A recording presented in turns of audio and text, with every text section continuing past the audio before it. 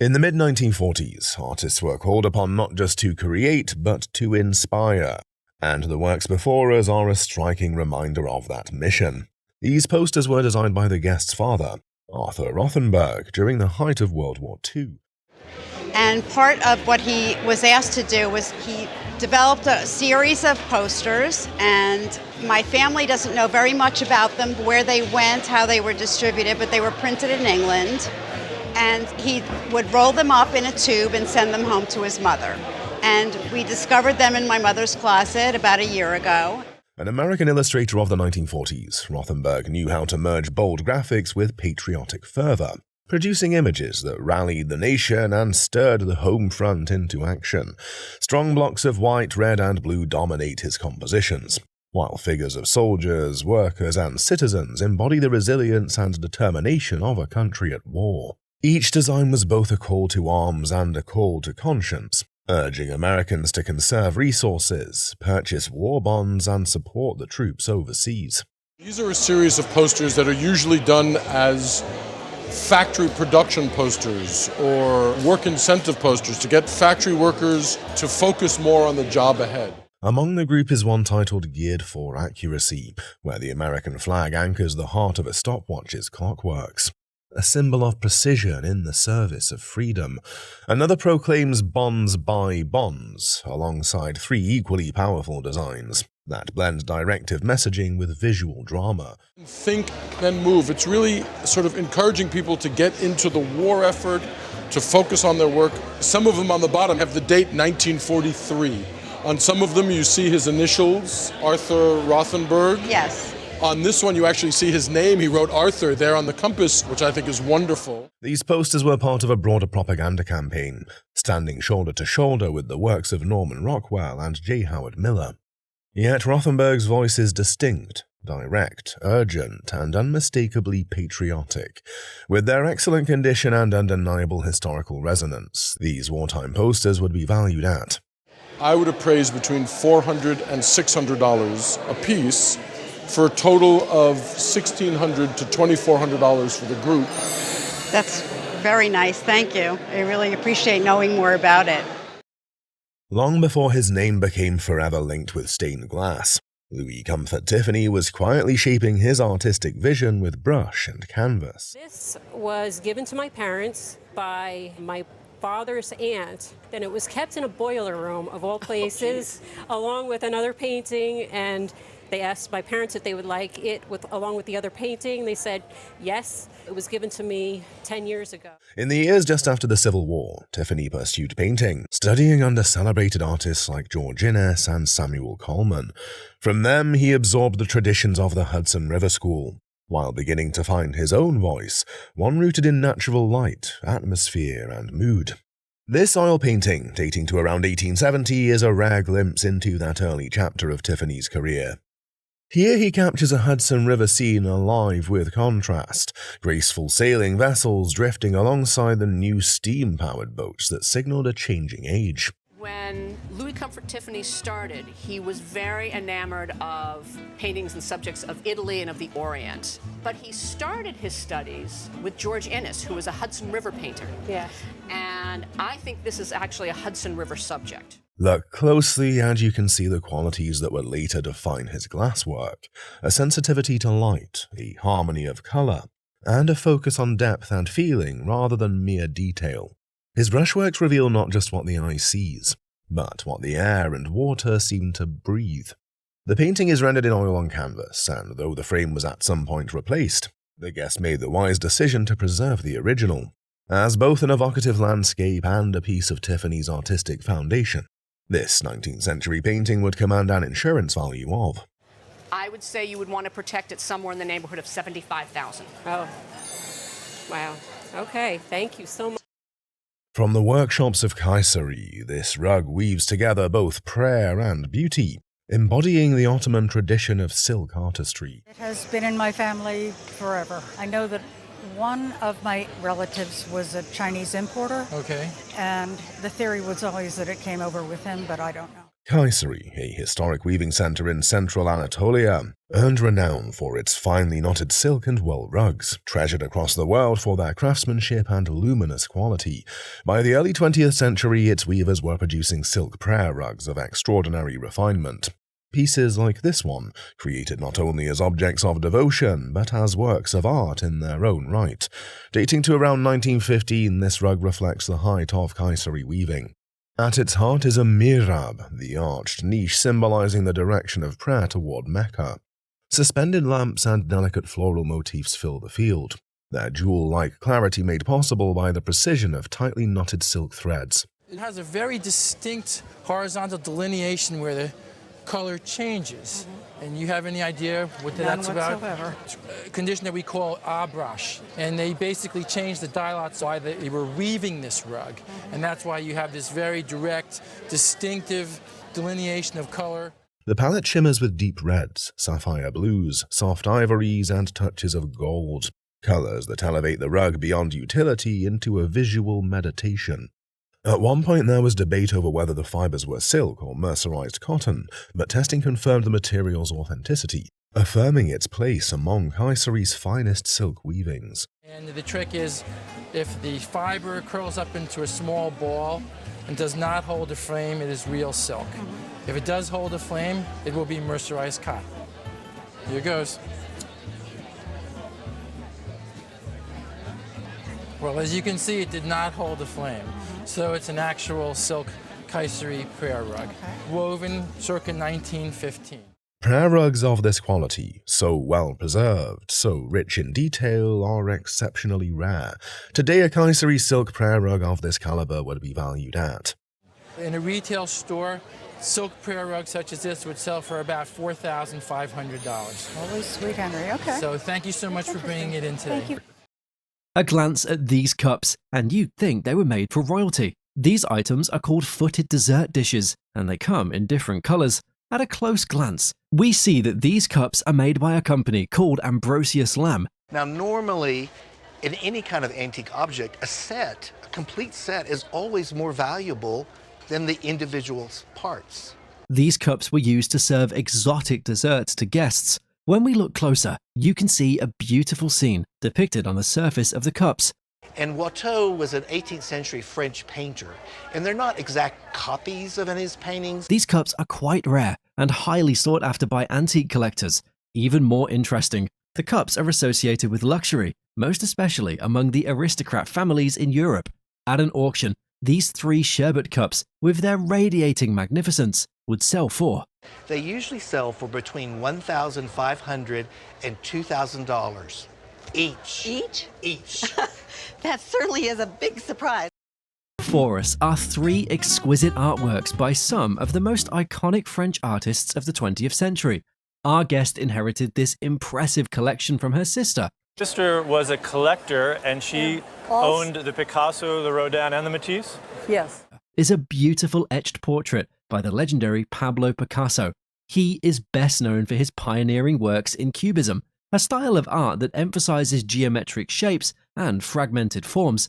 So that's your Picasso etching. It's a portrait of his good friend, probably printed around the late 1960s, early 1970s.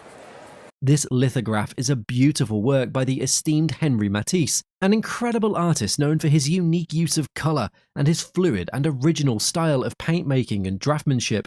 Master at this, able to capture such emotion and such humanness in just a few lines, really. The third piece is a stunning bronze sculpture by the renowned Auguste Rodin. He was a French sculptor who is considered the pioneer of modern sculpture. Now, though Rodin conceived this in 1910, it was actually cast posthumously much later than that, probably sometime in the 1950s. This breathtaking Picasso piece is estimated to fetch of around $1,200 to $1,500 comfortably. Okay. While this charming Matisse artwork is valued at, I would put a replacement value on this in the $20,000 range. Lastly, this impressive bronze artwork by Rodin is expected to fetch a significant auction value of at $50,000. Oh my goodness. This item is quite significant because of its origin. It's a letter written by the first president of the United States, George Washington. George Washington was highly revered as a patriotic man, so this letter is an important part of history. This letter was written in 1798, just a year before George Washington's death. A close look at the letter reveals it was addressed to the Secretary of War, James McHenry. We can also see what appears to be the portraits of both Washington and McHenry. Read the letter. It says, "Dear sir, I'm going to send my carriage for you and your guests will pick you up and we'll look forward to seeing you." And essentially it refers to Mount Vernon. This letter can be considered a remarkable piece because of its rarity. And he is giving this autograph letter of George Washington to an individual, and I can't quite read his name. It looks like McKittridge or something like that. If this letter were to be sold at auction as a rare item, it would retail for nothing less than. This is probably a $10,000 to $15,000 item. Wow. In 1965, the guest and her husband purchased a bronze sculpture from an antique shop in Scottsdale, Arizona for $550, paid in installments. The guest was particularly drawn to the sculpture's depiction of violence. The appraiser identified the piece as a work by Christophe Freitin, a renowned French artist from the mid-19th century. Freitin belonged to a group of artists known as animalist sculptors who specialized in animal subjects. Famous for his public monuments in Europe, Freitin also created a sculpture for New York Central Park. This particular sculpture, likely created in the 1850s, exemplifies the French sandcasting technique. It was cast in separate pieces and then assembled, evident from the wiggly attachments on the base. The sculpture retained its original patina and was signed Freitin, indicating its authenticity and period origin.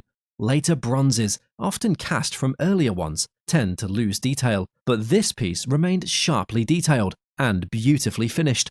Despite the subject's lack of current popularity among collectors, the piece was still desirable and valued at approximately. However, it's still a desirable piece, and it's probably worth around $10,000 in a shop. That's good to know. The guest held a captivating artifact, a gift from a Colombian art collector to their in-laws. Tiny black dots on the surface, a sign of manganese deposits commonly found in tombs, were the first positive sign. Abrasions on the ears, areas prone to wear and tear over time, added another layer of credibility. The figure is a fascinating combination of male and female. The back revealed a living figure intertwined with a skeleton. Death, for these cultures, wasn't an ending, but a transformation. These objects served as companions for the deceased on their journey to the afterlife. Each detail, the bands on the sides, the hand placement, the facial features, and the double-sprouted stirrup vessel points towards the Kalima culture of Colombia. The dating narrowed down the artifact's creation period between 100 BC and 400 AD. This is a truly incredible piece, and at auction, it could fetch. This is worth $4,000 to $6,000. In a recent auction, however, the piece sold for $6,000 to $10,000. Guests clutched a small oil painting, a cherished piece passed down from her mother. This isn't your mere painting, but a sketch by Frederick Edwin Church, a renowned artist and the guest's relative by marriage. It is an oil sketch on paperboard, a common practice for smaller works like this one. Church's signature precision and detail were evident in the brushstrokes. The subject matter, however, is a surprise. While Church was known for his majestic landscapes, the sketch detailed a scene, likely from Persia, that the artist encountered during his travels in the 1860s. The unique subject matter, combined with Church's artistic legacy, made the sketch a valuable find. After a careful evaluation, the estimated auction value for this piece is... A conservative estimate would be $100,000 to $150,000. Wow. Oh. It was in the basement of my mother's house for a long time. A watch collector is here with an old book on clockmaking, acquired at an antique mall. He was struck by the name on the cover, Essai de Horloge, which is French for Essay on Clockmaking. The book was handwritten by Ferdinand Berthaud, a famous clockmaker from Paris who was involved in making the first marine chronometers. This book came about at a time when there was no way to check longitude on the seas, leading to shipwreck, claiming many lives. At the time, King George put out a contest with a prize of £17,000 or $3 million for anyone who could solve the problem of determining longitude. A British watchmaker called John Harrison figured out how to determine longitude, and he wrote this book by hand. There is also a handwritten title page that has Berthoud's cipher. The book is divided into 2 parts in one volume. One part is the title page, dated 1791, and the other part has the original material with drawings inside. No printed copy of this book is found anywhere, and no mention of Harrison's work anywhere, even though the family still make watches by hand. However, this book was his working notes and should be insured for $80,000. There's a lot of interest in such manuscripts, and at auction, a reasonable estimate would be. I would say the estimate range should be $40,000 to $60,000. Wow. Wow, I had no idea what it's worth. Brooke Shields' hairdresser at the Broadway production of Grease in New York is on the show with a beautiful gown given to him by Brooke herself. The gown has 2 autographs from Brooke Shields and Bob Markey, the renowned stylist who made the gown. Bob Markey also sent a copy of his sketch to the guest as a gift. Also, here is a picture of Brooke Shields with her hairdresser in this gown. Brooke Shields, born in 1965, is a prominent American actress who started as a child role model at 11 months and gained widespread notoriety at age 12. She has since continued to make a mark in Hollywood. Bob Mackie is a legendary fashion designer, popularly called the Sultan of Sequins. He did the Carol Burnett Show. Among his notable customers were popular actresses and artists like Cher, Mitzi, Gaynor, and Dolly Parton. This guest was made for Brooke Shields in the 1980s, when she was 17 years old. Bob Markey sells for as high as $1,000 to $1,500 on the open market, but this one is special because it has both signatures of Bob Markey and Brooke Shields. Brooke Shields' signature was done in the bosom with an ink pen, which is already fading out. All the beautiful illustration and fashion history surrounding this dress gives it a fair estimate at auction for. At auction, I would believe that this would probably bring $7,500. That's pretty amazing. Thank so you. Isn't that a great gift? That's the best gift ever. Thanks, Brooke. Yeah.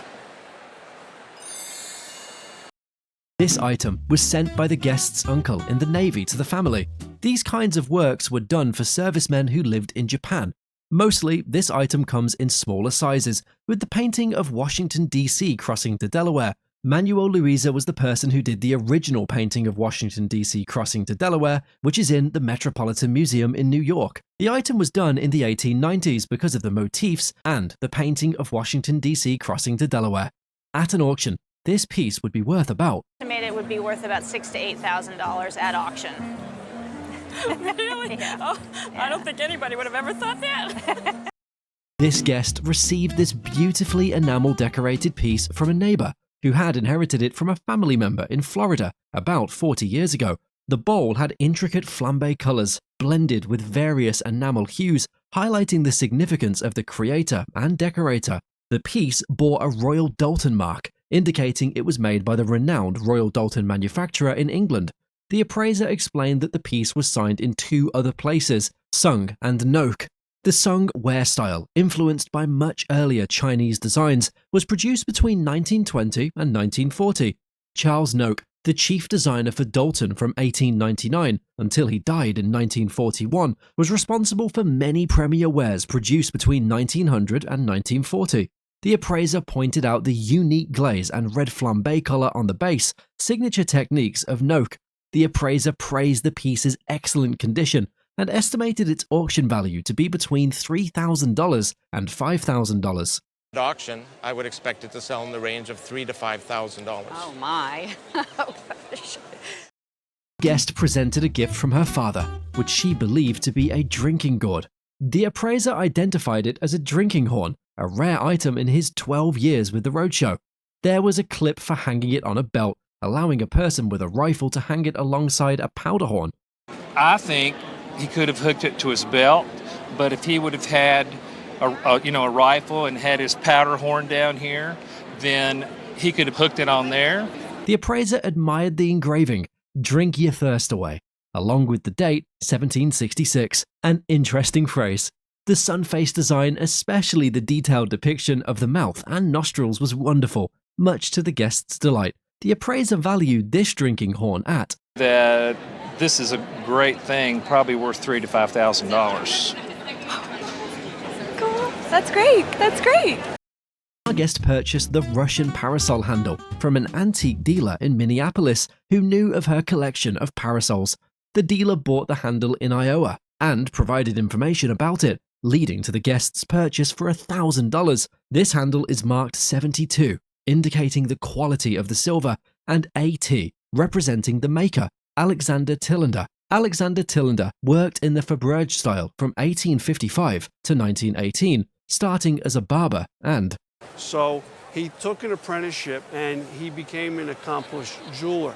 And many years later, he went to work in Carl Beck's shop. the handle features gouache enamel in a robin's egg blue color with intricate silver engravings and gold accents in the form of garlands and flowers. This piece is adorned with a rose quartz cabochon on top, complementing the colors of the enamel. The base of the handle is engraved with 1914 and a crest, possibly related to tennis. Well, we talked to a few of my colleagues, and these guys love tennis. It was huge back then. Huge, huge. The value of the handle has increased significantly, with an estimated auction price of We really feel this would sell for $10,000 to $15,000. Oh my God. I think what you have to do is break out one of your parasols Yes, and finish it. absolutely, absolutely. One of the really frilly ones.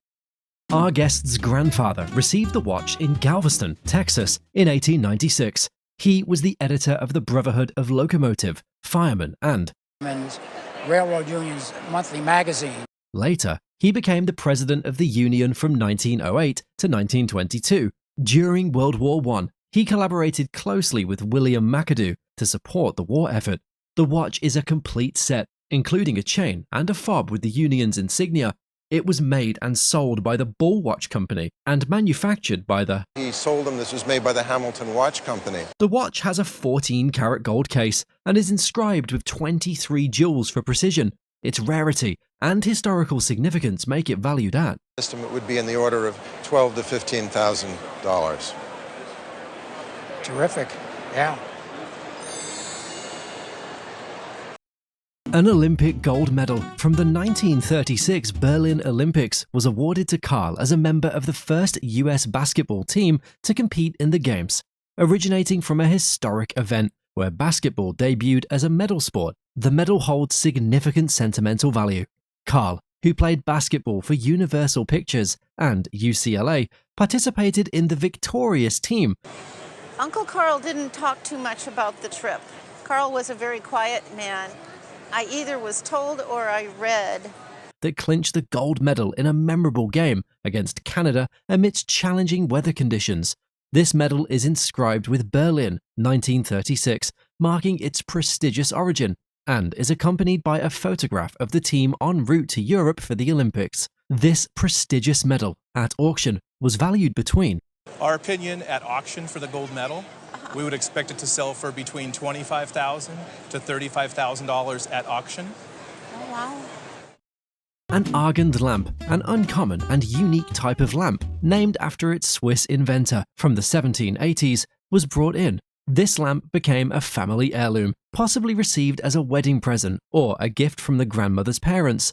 Unlike typical lamps, it features a circular wick that produces approximately 6 times the light of a candle.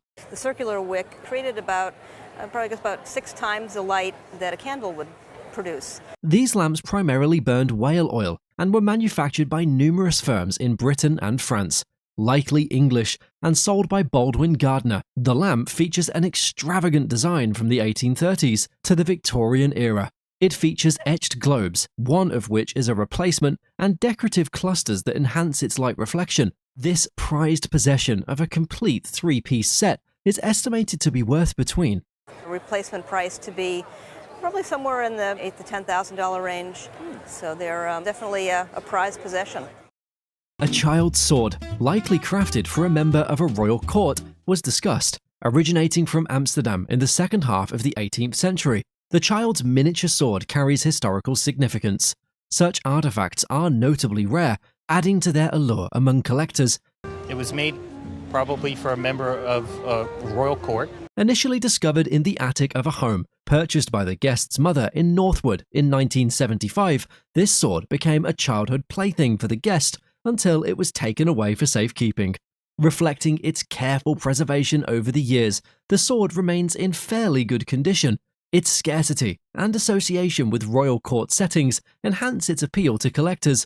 At auction, this small sword is likely to fetch between And at auction, I think that it would sell for somewhere around $1,000 to $1,500. Really?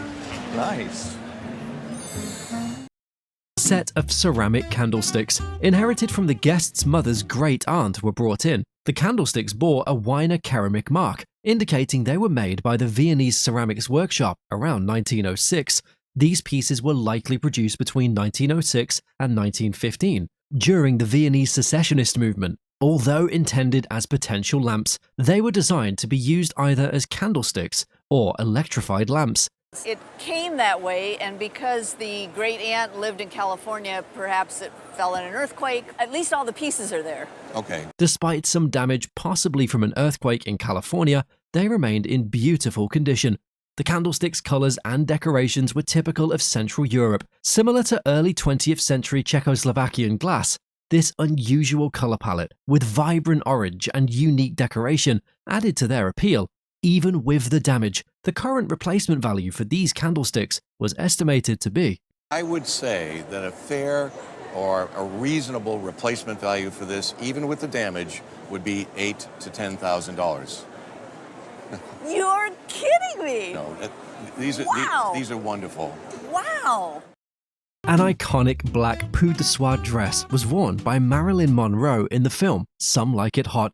Designed by Ori Kelly, the Oscar-winning costume designer known for creating Marilyn's glamorous attire, this dress features a distinctive fringe that enhances her movements on screen. This dress is acquired from Donfeld via Western Costume Company and holds significant historical value. Accompanied by photographs of Marilyn Monroe wearing the dress in action scenes from the film, its close fit, and the meticulous craftsmanship that defined Ori Kelly's creation for the actress. Labels on the dress verify its provenance, with one bearing Marilyn Monroe's name, adding to its authenticity and allure. Owing to its association with Marilyn Monroe, at auction, the dress is estimated to fetch between. In an auction, I would not be surprised at all if it went for somewhere between $150,000 and $250,000. Oh my. Whoa.